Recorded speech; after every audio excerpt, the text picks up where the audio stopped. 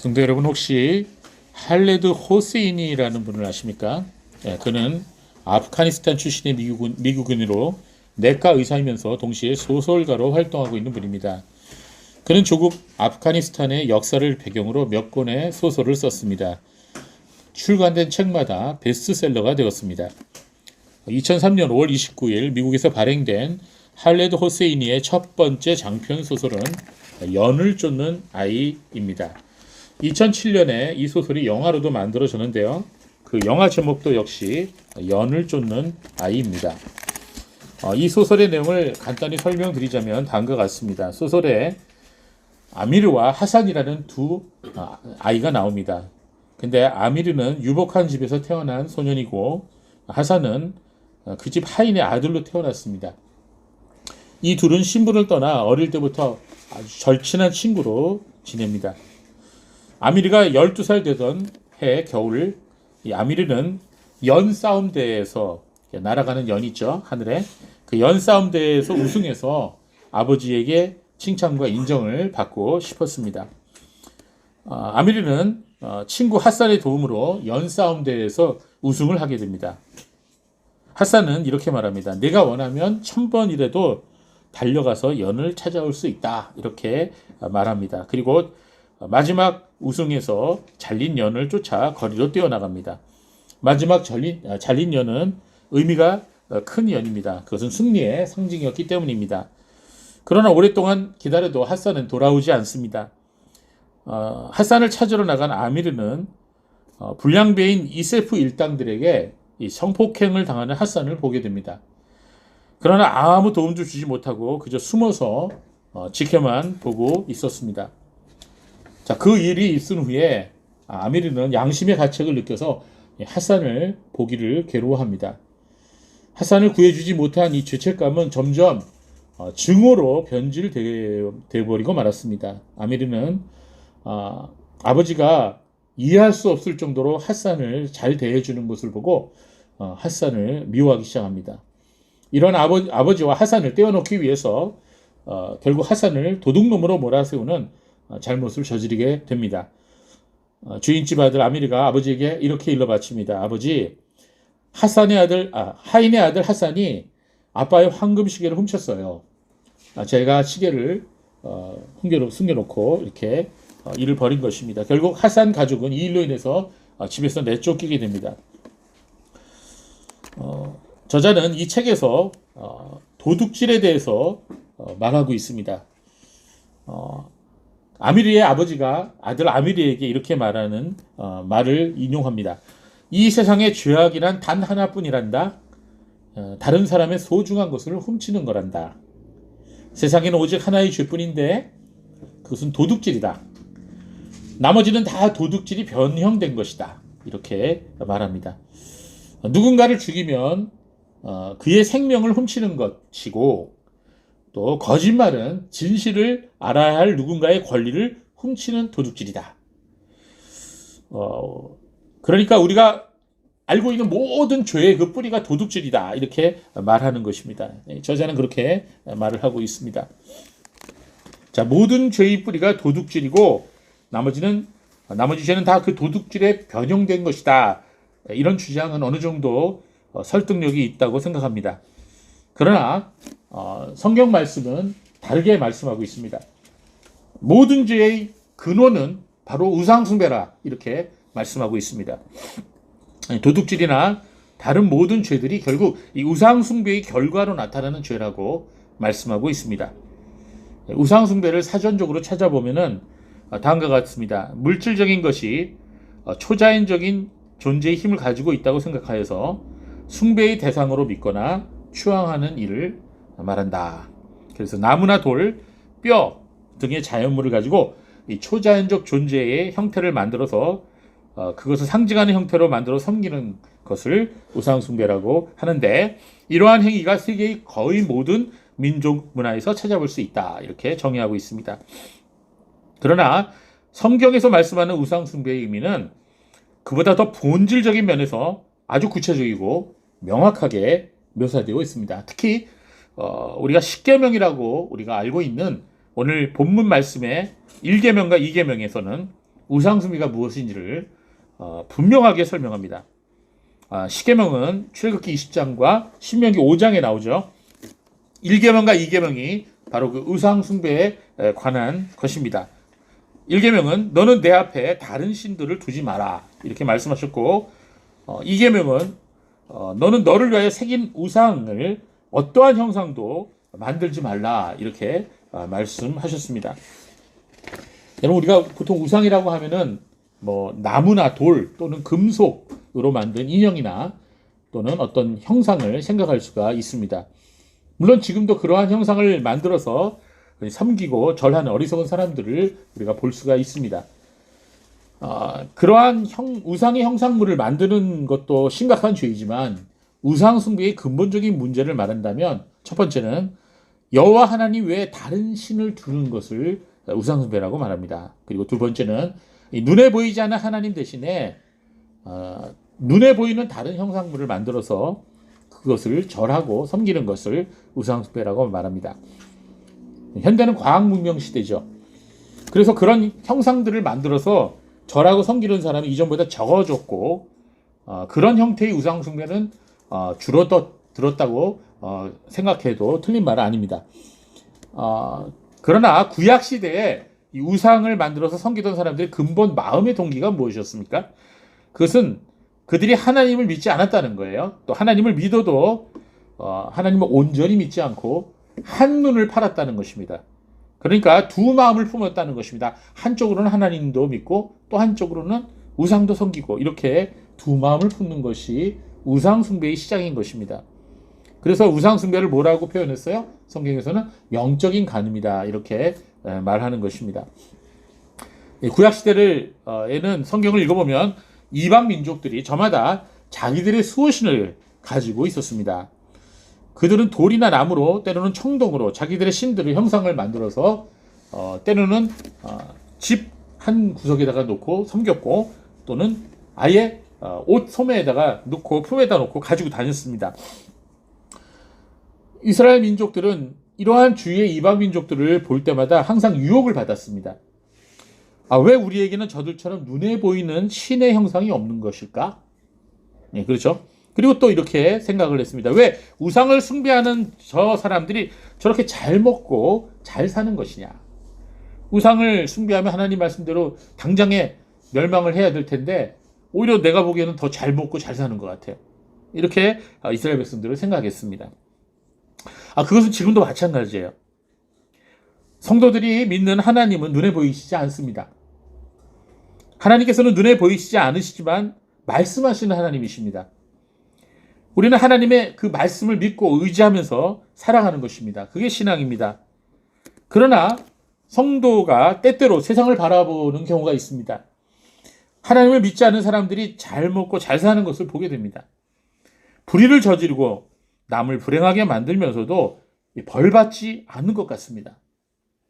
그럴 때 우리 믿음이 어떻게 되죠? 흔들립니다.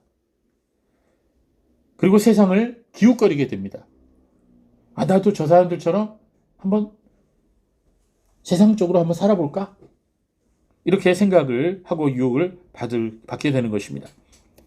여러분, 이 우상숭배라고 하는 것은 하나님을 온전히 믿지 못하는 불신앙으로부터 시작되는 것입니다. 오늘 본문에 보면 이 출애굽한 이스라엘 백성들이 홍해를 건너서 드디어 하나님의 산 시내산에 이르게 됩니다.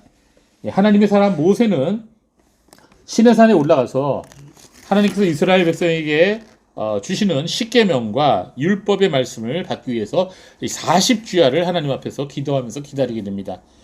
산 밑에서 모세를 기다리던 이스라엘 백성들 중에 이 사악한 무리들이 백성들을 충동질합니다. 자, 모세가 오늘 말씀을 보니까 32장 1절에 모세가 산에서 내려오는 것이 지연되는 것을 보고 백성들이 아론에게 몰려가 말하기를, 일어나서 우리를 인도할 신을 만들어 주십시오. 우리를 이집트 땅에서 데리고 나온 이 모세는 어떻게 되었는지 우리가 알 수 없습니다 하니. 자, 언제든지 어느 시대든지 이 못된 무리들이 있어요. 사람들을 충동질해서 잘못된 길로, 멸망의 길로 이끌어가는 그런 사람들이 있습니다. 우리 그런 사람들이 말을 듣지 말아야 돼요. 어디에든지 그런 사람들이 있습니다. 그러나 안타깝게도 모세의 형 아론부터 시작해서 모든 백성들이 그 말에 좋게 여기고 그만 우상을 만들어 버렸습니다. 여러분, 오늘 본문에 모세가 산에서 내려오는 것이 지연되는 것을 보고 또 더디는 것을 보고 이 말씀을 우리가 주의 깊게 보아야 됩니다. 여러분, 지난주에도 말씀드렸듯이 믿음은 뭐라고요? 어떤 것이 믿음이라고요? 예, 잘 기다리는 것이 믿음이라고 그랬죠. 뭐 믿음이 기다리는 것만 믿음은 아니지만 잘 기다리는 게 믿음이에요. 그렇죠? 기다림과 인내를 통해서 믿음은 증명되어지는 것입니다. 예, 잘 기다리다가 포기해버리면 그거는 좋은 믿음이 아니에요. 바른 믿음이 아니에요. 하나님의 말씀을 믿고 기다리는 것이 믿음이에요. 그러나 이스라엘 백성들은 기다리지 못했습니다. 하나님의 말씀을 믿지 못하던 이스라엘 백성들이 기다리지 못한 거예요. 그래서 다른 신을 만들어요. 그리고 그 앞에 절합니다. 그리고 그 앞에서 그들이 죄를 범하기 시작합니다. 참 이상한 것은 하나님을 가까이 하면 가까이 할수록 나의 삶도 거룩해지는데 우리가 하나님 멀리하고 우상을 가까이 하면 할수록 우리 삶이 더러워져요. 우상은 더럽습니다. 우상은 사람을 더럽게 만들어요. 그게 참 희한해요. 그래서 이 사람들이 금송아지를 섬기는 그 주위에 몰려들어서 온갖 더러운 짓을 합니다. 이 사람들이 굉장히 강팍해집니다. 우상을 섬기게 되면. 이기적이 됩니다. 이스라엘 백성들이 절하던 이 금송아지가 오늘날에 여러 가지 형태로 변형되어서 우리 주위에 가득하게 존재하고 있습니다. 하나님을 온전히 믿지 못하면 우리들도 이 금송아지를 나도 모르게 섬길 수가 있고 나도 모르게 만들어낼 수가 있습니다. 그리고 그것들에게 절하며 살아갈 수가 있는 것입니다. 자, 우리의 믿음에 어딘가 금이 생긴다면 그 틈새 사이로 마귀가 어김없이 집어넣는 것이 있습니다. 그게 뭐냐면 바로 교만과 이기심입니다. 이기심은 다른 말로 말하면 탐욕이라고 합니다. 그런데 이 교만과 이기심은 기독교 윤리에서 인간의 죄의 대표적인 모습으로 말하는 것입니다. 그런데 바로 이 교만과 이기심이 바로 우상 숭배의 가장 대표적인 모습이에요.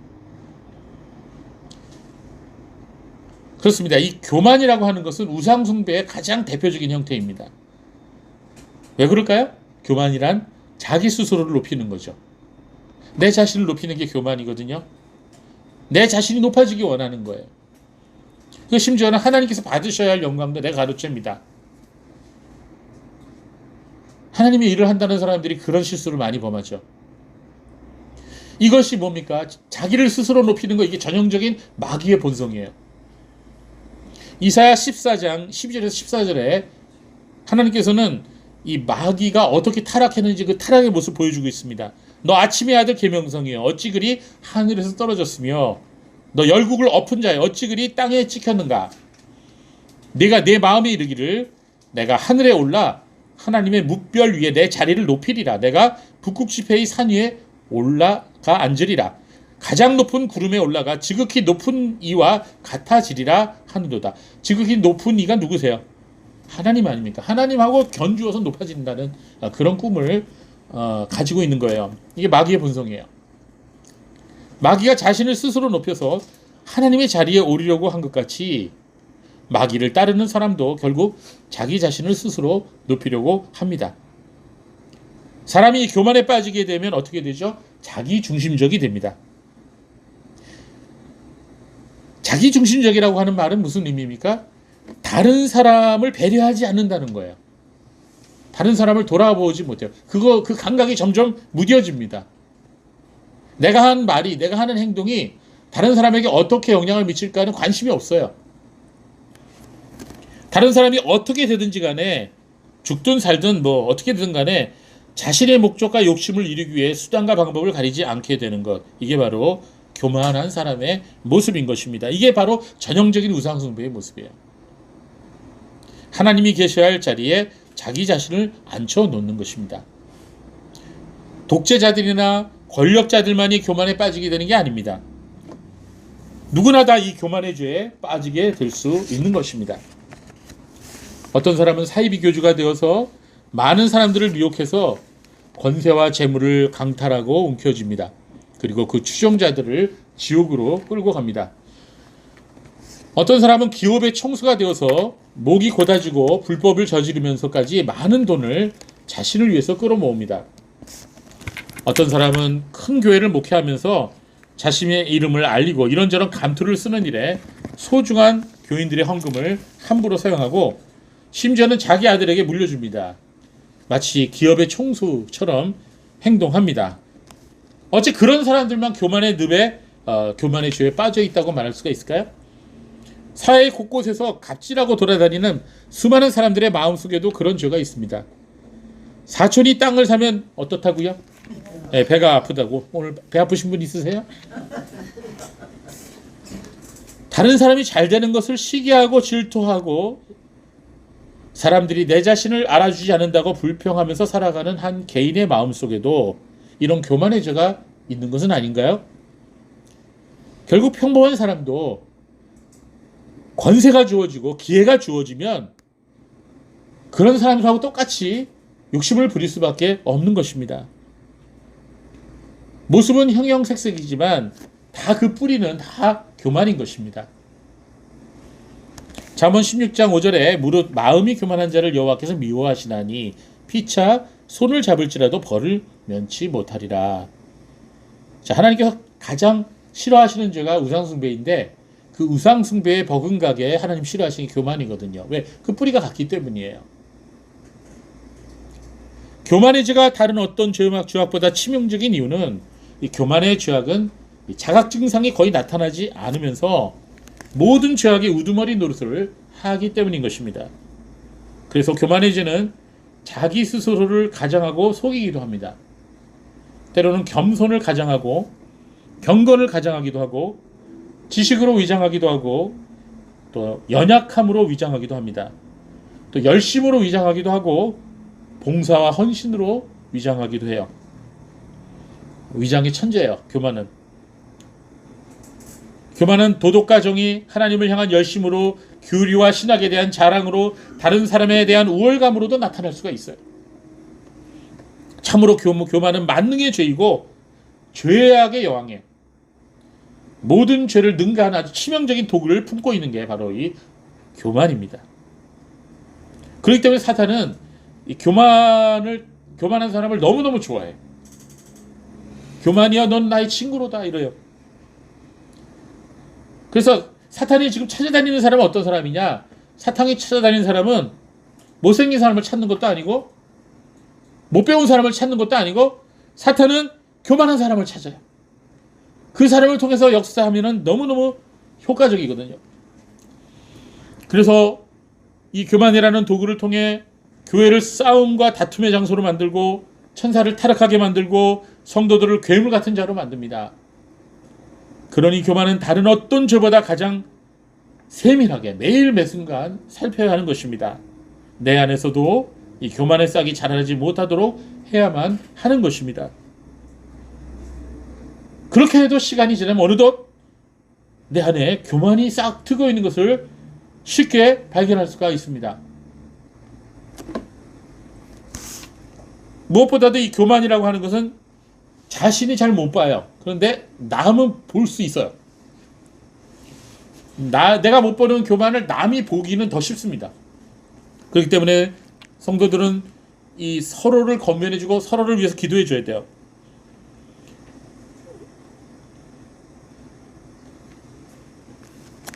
우리가 어떻게 하면 교만에서 벗어날 수 있겠습니까? 그것은 우리가 하나님을 온전히 경외하는 사람이 되면 돼요. 근데 그게 어렵습니다. 하나님을 온전히 모시고 하나님을 경외하는 사람이 교만으로부터 벗어나게 됩니다. 하나님만이 그 사람의 왕이시기 때문에 그런 사람은 하나님의 말씀에 순종하고 살아가게 되는 것입니다. 하나님께서 선하신 것 같이 하나님을 섬기는 사람도 사랑 안에서 행하게 됩니다. 물론 그도 인간인지라 때때로는 교만의 죄에 빠질 때도 있습니다만 성령께서 깨우쳐 주시고 책망하시기에 금방 회개하고 돌이킬 수가 있는 것입니다. 그렇습니다. 이 교만이라고 하는 것은 하나님 대신에 자기 자신을 섬기고 높이는 마음과 행위로서 우상숭배의 전형적인 모습인 것입니다. 여러분 모두가 전심으로 하나님을 경외함으로 이 교만의 죄에서 벗어나는 성도가 되시기를 바랍니다. 이 교만의 죄 다음에는 탐욕이라는 죄가 있습니다. 즉 이기심이 있습니다. 이 죄악 또한 우상숭배로 이어지게 됩니다. 하나님을 온전히 의지하지 못하게 될 때 우리는 이 탐욕에 이끌리게 됩니다. 그러면 마귀는 우리의 탐욕을 통해서 하나님으로부터 멀어지게 만들고 결국 그로 인하여 우상숭배에 빠지게 되는 것입니다. 여러분 십계명의 제1계명이 뭐라고요? 네, 맞아요. 나 외에 다른 신을 섬기지 말라. 그 우상숭배하지 말라고 하는 말씀이에요. 마지막 계명이 뭐죠? 남의 것을 탐내지 말라는 거예요. 그런데 이게 서로 통해요. 우상숭배를 빠지면 반드시 탐욕으로 이어지게 돼 있어요. 골로새서 3장 5절 말씀에 이런 말씀이 있어요. 그러므로 땅에 있는 지체를 죽이라. 곧 음란과 부정과 사욕과 악한 정욕과 탐심이니 탐심은 곧 우상숭배니라. 뭐가 우상숭배라고요? 탐심, 탐욕이 우상숭배라는 거예요. 성경은 분명히 말씀하고 있습니다. 탐심이 우상숭배라고요. 여러분, 십계명의 제2계명에는 사람이 우상을 새겨서 섬기며 절하는 이유에 대해서 분명히 밝혀주고 있는데요. 오늘 본문 보세요. 출애굽기 20장 4절에 뭐라고 시작합니까? 너를 위하여 이렇게 시작하죠. 너를 위하여. 출애굽기 20장 4절에는 너를 위하여 새긴 우상을 만들지 말라 그랬어요. 사람이 우상을 숭배하는 동기는 철저히 자기 자신을 위하여 하는 것이에요. 우상을 섬기는 자들은 우상이 좋아서 섬겨요? 그 돌부처가 좋아서 섬겨요? 우상이 너무 사모해요? 아니죠. 나 잘 되라고. 내가 갖고 싶은 것 갖고 싶어서 섬기는 거 아닙니까? 그렇죠? 맞습니다, 여러분. 우상을 섬기는 자들은 그러므로 이기적이 될 수밖에 없어요. 탐욕에 눈이 벌 수밖에 없어요. 구약시대에 바알과 아세라를 섬기던 가나안 족속들이 저지른 죄들이 아주 많았지만 그 중에서 가장 끔찍한 죄가 뭔지 아십니까? 자신들의 친자녀를 산채로 불에 태워서 제물로 바쳤어요. 인신제사, 그것도 자기 자녀들을. 여러분, 근데 지금 그러한 일들이 지금도 일어나고 있어요. 하나님께서는 이를 매우 가증한 일이라고 금하시고 책망하셨습니다. 그리고 심판하셨습니다. 자, 그들이 왜 그렇게까지 했습니까? 자신들이 부자가 되고 싶어서. 그래야지만 바알신이 아스라신이 비를 많이 내려주고 땅에 있는 곡식들이 풍요롭게 열매를 맺어서 자기들이 부자가 되고 싶어서 그런 행동을 한 것입니다. 자, 우상을 숭배하고 탐욕에 눈먼 자들은 지금도 마찬가지예요. 다른 사람의 희생을 통해서라도 자신의 배를 불리려 하는 거예요. 이게 바로 우상 숭배자들의 특징이에요. 다른 사람들의 불행 위에, 다른 사람들의 고통 위에, 다른 사람들의 눈물 위에 자신의 만족과 행복을 쌓으려고 하는 그런 사람들 다 우상 숭배자입니다. 오늘날도 마찬가지예요. 수단과 방법을 가리지 않고 다른 사람들의 것을 빼앗아 내가 부자가 되고 내가 더 많은 것을 소유하려고 하는 거예요. 이 탐욕이 우상숭배라고 하는 것을 예수님께서도 말씀해 주셨는데 마태복음 6장 24절에 보면 한 사람이 두 주인을 섬기지 못할 것이니 혹 이를 미워하고 저를 사랑하거나 혹 이를 중히 여기고 저를 경히 여김이라. 너희가 하나님과 재물을 겸하여 섬기지 못하느니라. 너무나 유명한 구절이죠. 마태복음 6장 24절입니다. 그런데 예수님께서 여기서 재물이란 단어를 사용하셨는데 헬라어로 뭐라고 되어 있냐면 맘모나스라고 하는 단어를 사용했어요. 맘모나스. 이 맘모나스는 이 맘몬을 얘기합니다. 맘몬. 여러분 맘몬이라는 거 들어보셨죠? 맘모니즘. 물질주의. 여러분 근데 이 맘모나스, 즉 맘몬은 예수님 당시에 부정한 방법으로 얻은 이익이나 뇌물, 윤리적으로 의심스러운 재산을 뜻하는 말로 쓰여졌다고 합니다. 그런데 이 맘모나스라는 단어는 히브리어의 아만이라고 하는 단어와 연관성이 있다고 그래요. 아만. 여러분 히브리어로 아만이 무슨 뜻인지 아세요? 의지하다는 뜻이야. 의지하다. 영어로 trust. 신뢰하다. 그런 의미를 갖고 있는 게 아만이에요. 예, 바로 이 아만으로부터 맘모나스가 나왔어요. 사람이 의지하고 신뢰해야 할 대상은 오직 하나님뿐입니다. 그런데 돈을 의지하고 재물을 의지하면 어떻게 된다고요? 그게 맘몬이에요. 그게 맘몬이 되고 우상이 되는 거예요. 존 밀턴이 실라곤이라는 책을 썼죠. 거기에 맘몬이라는 악마에 대해서 아주 자세하게 묘사하고 있습니다. 하늘에서 떨어진 천사들을 마귀라 그러죠. 그런데 그 많은 마귀들이 떨어진 그 마귀들 중에 가장 치사한 근성을 가진 자가 바로 맘몬이다 이렇게 썼습니다. 그의 관심사는 언제나 금은 보석이었다고 합니다. 항상 뭔가 땅에 떨어져 있지 않은지 언제나 고개를 숙이고 걸어 다녔다고 합니다. 이런 고개를 버쩍 들고 다니세요? 저는 이제 습관이 돼서 자꾸 이러는데 펴야 됩니다. 자, 여기서 유래한 말이 바로 맘모니즘이에요. 여러분 여태까지 사시면서 땅에서 가장 주운 돈 중에 가장 큰 액수가 얼마였어요? 10,000원. 예, 와. 저보다 더 하신 분도 있네. 여러분 이 지옥에 있어야 할 이 맘몬이 지금 여러 곳에서 활개치고 있습니다. 탐이 나면 어느 곳에나 영역 표시를 해놓고 그곳들은 지금 썩은 냄새가 나고 있습니다. 지금 온 나라가 지금 그 맘몬 때문에 몸살을 앓고 있습니다. 여기 사람이 여기저기 죽어나가요 지금. 극작가인 유진 오닐이라는 사람이 이런 경고를 했어요. 작게 훔치면 감옥에 갇히지만 크게 훔치면 왕국을 차지한다. 아, 이해가 되세요? 예. 조그만 거 훔치다가 걸리면 장발장이 되는 거죠. 그러나 왕창 훔치면 뭐가 돼요? 한 나라의 왕이 된다는 거예요. 지금 이 나라의 권력가들은 나라와 기업의 곳간이 마치 자기 금강인 양 캐내 먹고 있습니다. 꼬리가 밟혀도 거짓말을 해댑니다. 그러나 어디 이럴 뿐이겠습니까? 사회의 곳곳에 맘몬의 신에게 뭔가 마음을 빼앗긴 사람들이 얼마나 많이 있는지 모릅니다. 우리 교회 안은 어떻습니까? 나 자신은 어떻습니까? 우리 주님께서 맘몬에 대해서 말씀하실 때 하나님을 믿는 성도들이 이 맘몬의 신에게 마음을 빼앗기지 않으려면 어떻게 해야 되는지를 아주 구체적으로 자세히 말씀을 해주셨어요. 첫 번째는 뭐예요? 내 보물을 땅에 쌓아두지 말고 하늘에 쌓아두어라.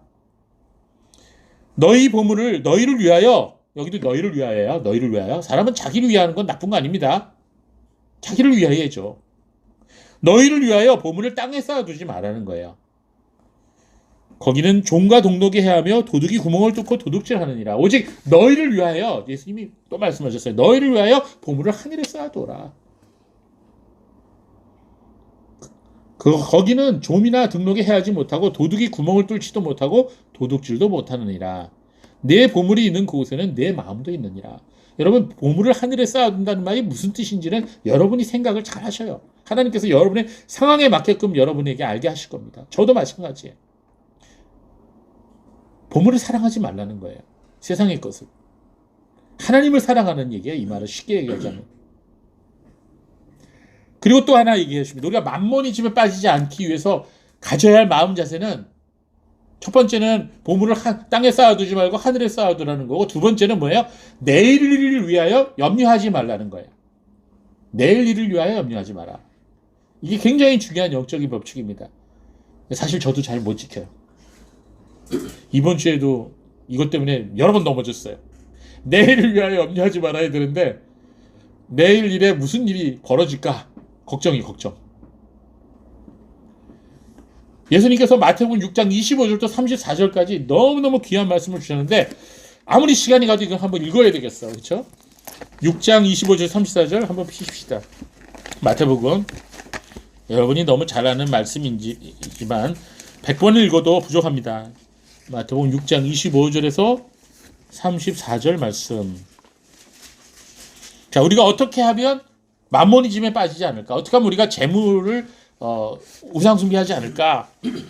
주님 말씀하십니다. 25절부터 우리 같이 읽겠어요. 시작. 그러므로 내가 너희에게 말하니 너희 목숨을 위하여 무엇을 먹을까 무엇을 마실까 너희 몸을 위하여 무엇을 입을까 걱정하지 마라. 목숨이 음식보다 소중하고 몸이 옷보다 소중하지 않느냐.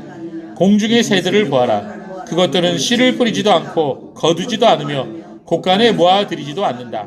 하지만 너희 하늘 아버지께서 그것들을 먹이신다. 너희는 그 새들보다 훨씬 귀하지 않느냐. 너희 가운데 누가 걱정한다고 해서 자기 키를 한 규빗이라도 늘릴 수 있느냐. 또 너희는 왜 옷에 대하여 걱정하느냐. 들판의 백합꽃들이 어떻게 자라는지 살펴보아라. 그것들은 수고도 하지 않고 옷감도 짜지 않는다. 그러나 내가 너에게 말하니 솔로몬이 그의 모든 영광으로도 이 꽃 하나만을 차려입지 못하였다. 오늘 있다가 내일 아궁이에 던져지는 들풀도 하나님께서 이처럼 입히신다면 하며 너희는 더 잘 입히시지 않겠느냐. 믿음이 적은 자들아. 그러므로 무엇을 먹을까 무엇을 마실까 무엇을 입을까 하면서 걱정하지 말아라. 이 모든 것들은 이방인들이 찾는 것들이기 때문이다. 너희는 하늘 아버지께서는 너희에게 이 모든 것들이 필요하다는 것을 아신다. 오직 너희는 먼저 하나님의 나라와 그분의 의를 찾아라. 그러면 이 모든 것들을 너희에게 더하여 주실 것이다. 그러므로 내일을 걱정하지 마라. 내일은 내일이 염려할 것이고 한날의 괴로움은 그날로 충분하다. 아멘. 이 34절이 결론이에요. 내일은 내일이 염려하도록 놔둬라. 예, 내일 일을 염려하지 마라. 한날의 괴로움은 그날로 충분하다. 이 말은 무슨 말이에요? 하나님 의지하라는 얘기죠. 하나님 의지하라는 얘기예요. 예. 여러분, 사람이 하나님을 믿지 못하면 염려하게 돼요. 그래서 베드로가 물리를 걸었죠. 예수님이 오너라 하셔서 그 말씀을 의지해서 물리로 막 청소부 걸다가 자기가 물리를 걷는 게 정상이에요? 비정상이에요? 비정상이죠. 내가 물리를 걷네? 깨닫는 순간 빠져들어갔어요. 네, 파도를 보고 겁이 질려갖고 빠져들어갔어요. 예, 맞습니다. 사람이 염려에 빠지는 건 정상이에요. 세상은 우리를 염려에 빠지게 만듭니다. 그러나 우리가 염려에 빠지지 않고 물리를 걸을 수 있는 그런 사람이 되려면 어떻게 돼요? 예수님의 말씀만 붙들어야 돼요. 예수님만 바라봐야 됩니다. 하나님을 믿지 못하고 하나님을 바라보지 못하면 우리는 염려에 빠질 수밖에 없어요. 믿음이 좋은 사람도 염려할 수 있어요. 그러나 금세 그 염려를 주님 앞으로 가지고 나갑니다. 그게 믿음이에요. 네, 여러분, 하루에도 몇십 번이라도 염려가 나면은요, 주님께 토스하세요. 여러분, 주님께 맡겨드리세요. 수십 번이라도 어디에서 좋으니까 기도하세요. 사람이 염려에 계속 휩싸여 살아가게 되면 염려가 두려움이 되고 두려움을 통해 마귀가 유혹을 하게 되고 그것에 쉽게 넘어가게 됩니다. 하지 말아야 할 일을 하게 되고 넘지 말아야 할 선을 넘게 되고 법을 어기게 되는 게 왜 무엇 때문이래요? 두려움 때문에 그런 거예요. 두려움 때문에, 염려 때문에 그러는 거예요. 다른 사람을 속이게 되고 거짓말하게 되는 게 왜 그래요? 두려움 때문에 그러는 거예요. 염려 때문에 그러는 거예요.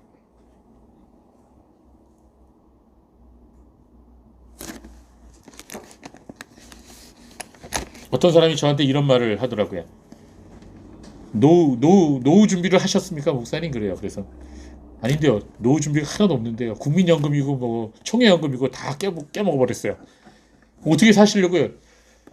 네. 일찍 죽는 게 저는 제 노후 준비입니다. 제가 지금 이빨처럼 그 얘기해요. 그렇지만 이제 마음속으로는 그러죠. 예. 하나님께서 책임지시겠지. 하나님을 의지하는 게 노후예요. 내 노후 준비예요. 물론 이 무책임한 거죠. 우리 집사람이 속으로 저런 무책임한 인간이 다 있다. 그렇게 얘기를 하죠. 그러나 여러분, 우리가 아무리 준비를 완벽하게 해도 하나님께서 지켜주시지 않으면 다 소용없어요. 자, 여러분, 내 보물을 땅에 쌓아두지 않고 내일 일을 위하여 염려하지 않으려면 어떻게 돼요? 하나님만 의지하는 거예요. 그런 사람이 우상숭배에 빠지지 않을 수 있어요. 그렇습니다. 우상숭배의 가장 대표적인 모습은 첫 번째는 교만이요. 두 번째는 이기심과 탐욕입니다.